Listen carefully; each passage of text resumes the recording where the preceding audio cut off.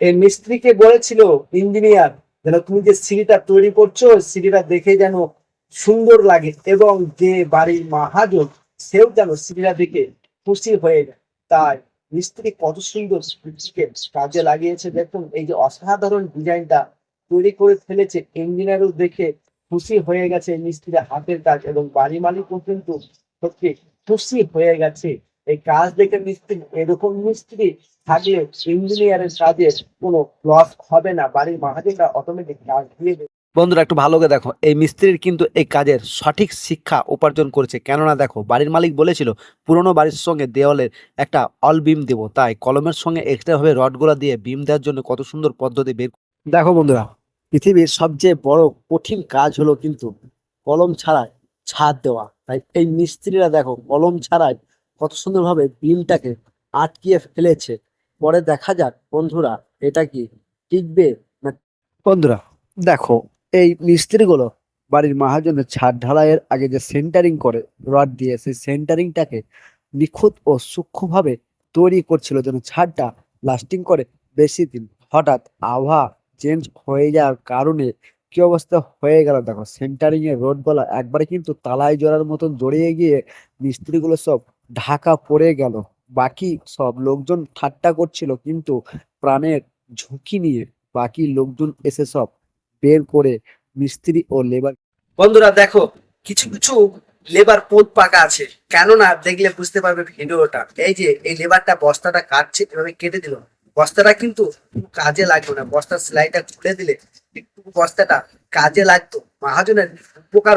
ও ভাই আর কি বলবো, দেখো শুধু একটা গিলাস ও বোতলের সাহায্যে ছাদের জলগুলোকে কত সুন্দরভাবে বের করে দিচ্ছে। বন্ধুরা দেখো, এই বুদ্ধিটা কিন্তু খুব সুন্দর। দেখো বন্ধুরা, মিস্ত্রি কাজ করার পর মহাজন মিস্ত্রিকে বলেছিল, তুমি যে গাঁথুনিটা করেছো ওই গাঁথুনিটা দেখতে খুব খারাপ লাগছে। তাই মিস্ত্রি তোমাকে কিন্তু এই গাঁথুনিটা খারাপ না বাদ দিয়ে ভালো তাই লাগে দেখতে, দূর থেকে যেন মনে হয় সত্যি তুমি একেবারে প্রকৃত মিস্ত্রি গাঁথুনি করেছো। তাই সেই গাঁথুনিটাকে সুন্দর দেখার জন্য কত সুন্দর ভাবে মশলা দিয়ে ফাট গোলাকা সব মেরে দিচ্ছে বন্ধুরা যে গাঁথুনি করেছে। তারপরে কত সুন্দর লাগছে গাঁথুনিটা, দেখলে তোমরা বুঝতে পারবে মহাজনের কিন্তু বুদ্ধি আছে অনেকটা, যেন পাশের বাড়ির লোক দেখতে বলে মিস্ত্রি কাজ করে। দেখুন বন্ধুরা, দেখুন এই মিস্ত্রি সিঁড়িটা তৈরি করার আগে কত উঁচু ভাবে ঢালাইটা করেছে, তারপরে ইট দিয়ে গাঁথুনি করে সিঁড়িটা করছে। বন্ধুরা এটা কোন ধরনের সিঁড়ি তৈরি করছে এই মিস্ত্রি একটু বুঝতে পারলাম না, কিন্তু একটা জিনিস বুঝতে পারলাম, এই মিস্ত্রি মাপটাকে সঠিকভাবে নিয়ে সিঁড়িটাকে নিখুঁত করে তৈরি করছে। বন্ধুরা এটাই কিন্তু আমি বুঝতে পারলাম। তোমরা যদি বুঝতে পারো সিঁড়িটা কোন ডিজাইনের তৈরি করছে, তাহলে অবশ্যই কিন্তু কমেন্টে একটা করে বলে যাবে বন্ধুরা। দেখুন বন্ধুরা ভালো করে, আপনাদের এমন এমন কাজের জায়গাতে হাত যাবে না, কিন্তু বন্ধুরা আপনাদের সে জায়গায় বুদ্ধি চলে যাবে। তাই এই ভাই বুদ্ধি লাগিয়ে একটা রেঞ্চের মাধ্যমে কলসিটাকে ও ডয়ারটাকে কত সুন্দরভাবে তুলে নিল। দেখো দেখুন, বাড়ি তৈরি করেছে কিন্তু কার্নিশ রাখতে ভুলে গেছিল।